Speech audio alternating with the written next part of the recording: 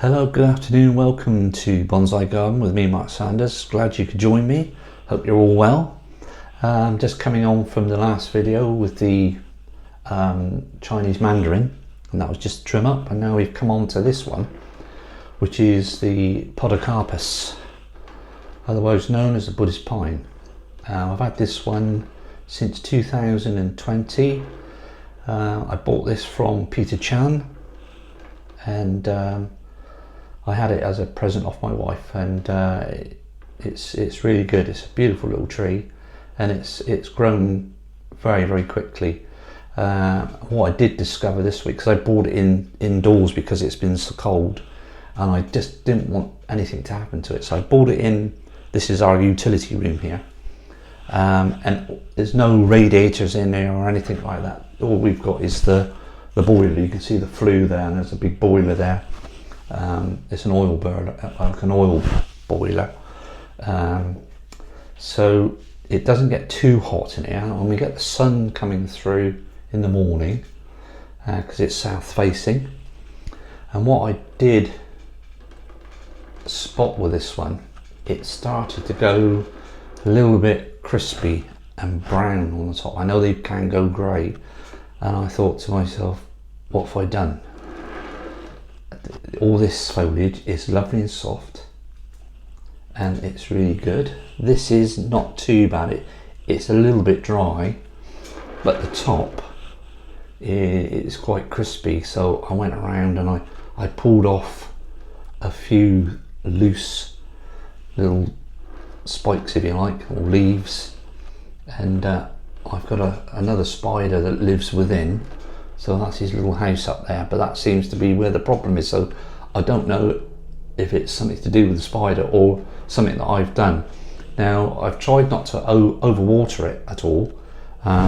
It's indoors, so try and water it once a week and then plonk it outside to let it drain. And then before, obviously, it gets too cold, it's brought back in, and I've got a bonsai rack here on the floor. So you can stand all your bonsais on it. But anyway, and I decided to spray it as well for humidity and see if that would help. And I ended up taking it out of the pot that it was originally in, which is actually underneath the turntable, just to elevate this so you can see it. So I've ended up putting it in a little daffodil bulb terracotta pot, and once I took that plant out of the pot, it was absolutely pot bound, to be honest. It was absolutely strangulating itself, the poor little thing. So anyway, I thought I'll get that out quick. I haven't cut the root. All I've done is put it in a bigger pot, because I feel that if I cut that, it might harm the actual tree itself, and I want it to be comfortable where it's living now. So changed all the soil, popped it back in to this pot. I mixed up some nice fresh soil, and I put it back in there, and then I've, rightly or wrongly, I've put a little tiny bit of feed in there just to help it, and then give it a good watering outside, so it ran at the bottom, and I haven't touched it since because it's a big pot and that's still quite damp. But I will keep my eye on it, because it did drain through quite quickly.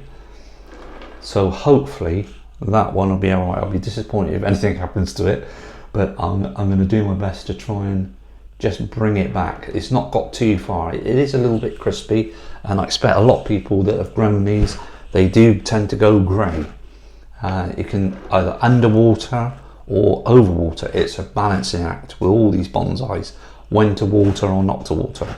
General rule of thumb for me is I stick my finger into the soil about inch, and if it's damp, that's fine. If it's dry, then water.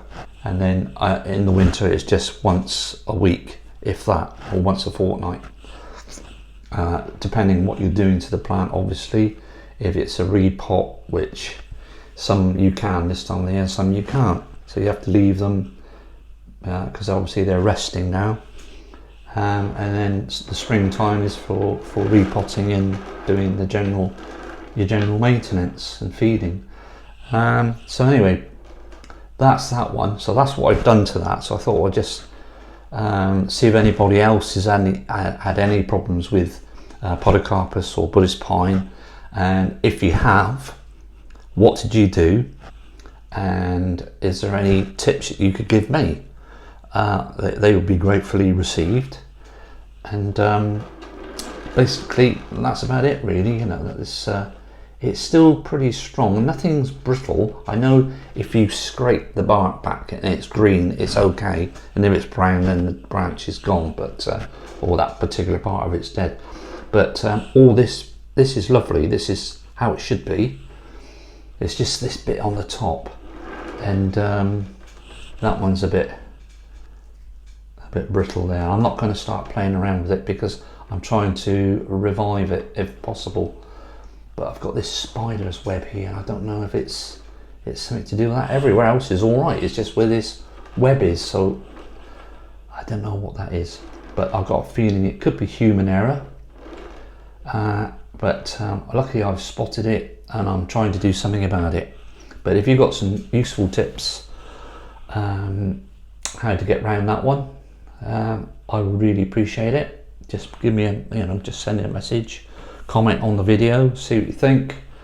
Apart from that, it's a lovely little pine tree, and it's more sentimental really because Julie bought it for me, and it's been going since 2018, and it's come from Peter Chan as well, so he may have worked on this one himself. So hopefully, as a mark of respect, I've got to really try and look after all my plants, and especially this one. So anyway, we'll leave it there, and look forward to your comments. Any help that you can give me, that'll be fantastic, absolutely fantastic. Anyway, thanks for watching. I've got another video coming up next, so I'll speak to you and I'll see you soon. Take care, bye.